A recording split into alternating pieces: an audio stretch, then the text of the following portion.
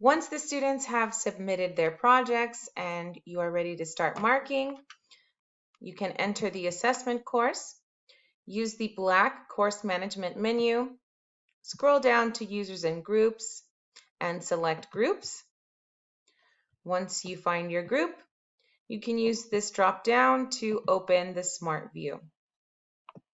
You will see the column for the project submissions, and you can start with the first submission that you see. Open the attempt. Once the submission opens, you can select the blue downward arrow, and you will see that there is a project rubric associated with the submission in hopes of making marking easier and quicker for all of us. You can interact with and use this rubric in two different ways. Firstly, you can select this small square and the rubric will open in its own window. You can select the point value that you'd like for each category.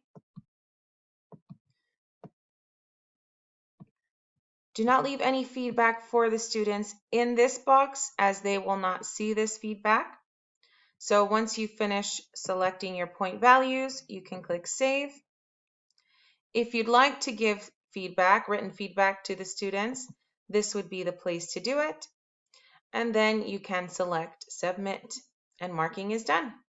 Alternatively, if you would like to scroll through the students' work as you are looking at the rubric simultaneously, you can select the words Project Rubric.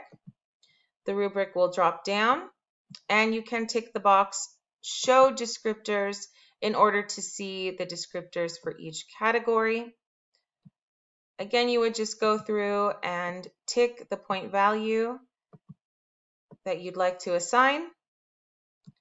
Do not leave feedback in this box as the students will not see it. Click Save Rubric. And if you'd like to leave some written feedback to the students, this would be the place to do it, and Submit. I hope that this video was helpful and that your marking is speedy and easy.